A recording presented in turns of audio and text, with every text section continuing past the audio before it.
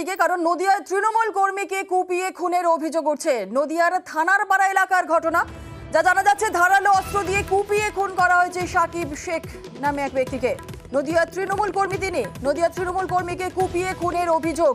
নদিয়ার থানার পাড়া এলাকার ঘটনা এটি। ধারালো অস্ত্র দিয়ে কুপিয়ে খুন করা হয়েছে সাকিব শেখকে। স্বাভাবিকভাবে এলাকায় চাঞ্চল্য সৃষ্টি হয়েছে। আরো বিস্তারিত জেনে নেব, আমাদের সঙ্গে রয়েছেন আমাদের প্রতিনিধি সমীর রুদ্র। সরাসরি চলে যাব সমীরের কাছে। সমীর, এই যে তৃণমূল কর্মীকে কুপিয়ে খুনের অভিযোগ উঠছে, কাদের বিরুদ্ধে এই অভিযোগ উঠছে, ঠিক কি জানা যাচ্ছে পুলিশ সূত্রে?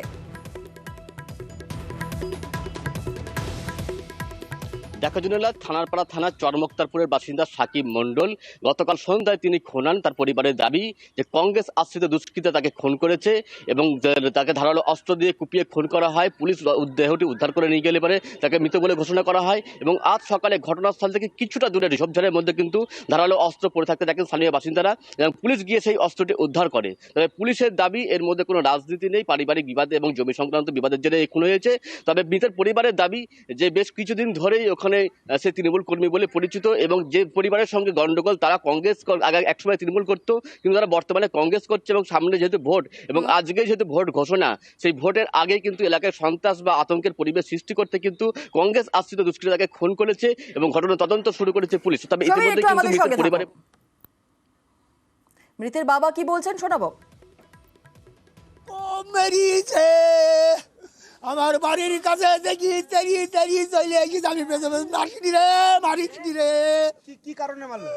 আমার ছেলেরাই জানে, আমার ছেলে কোনো দোষ নাই, কোনো ঘাটি নাই, তার আগেও মারতে গেছিল। আমার ছেলেকে কোনো বাড়ির ঝামেলা নাই, শুধু পার্টি ঝামেলা। আপনার ছেলে কোন পার্টি করতো? তৃণমূল করতো, সে তৃণমূলের মধ্যে ছিল, আবার কংগ্রেস করেছে।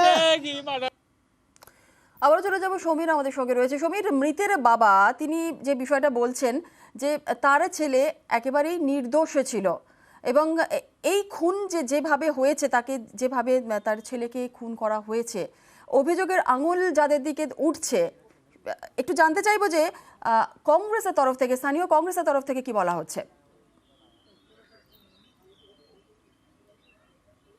দেখো, স্থানীয় কংগ্রেসের জেলা সভাপতি অসীম শাহ তিনি কিন্তু পুরো অস্বীকার করে গিয়েছেন। তিনি জানিয়েছেন যে তাকে সম্পূর্ণ কংগ্রেসকে কালিমালিপ্ত করার জন্য মিথ্যা অপপ্রচার করা হচ্ছে, এর সঙ্গে রাজনীতির কোনো সংস্পর্শ নেই এবং কংগ্রেস কিন্তু এই খুনে রাজনীতিতে বিশ্বাস করে না। এবং একই কথা কিন্তু পুলিশ সূত্রে জানা গিয়েছে যে এর মধ্যে কোনো রাজনীতির রং নেই, নিহাতি পারিবারিক এবং জমি সংক্রান্ত বিবাদের জন্য এই খুন হয়েছে। জুনেলা, বেশ, কংগ্রেসের তরফ থেকে কি বলা হয়েছে শোনাবো। কংগ্রেসের লোকরা আসলে এই খুনের রাজনীতিকে বিশ্বাস করে না।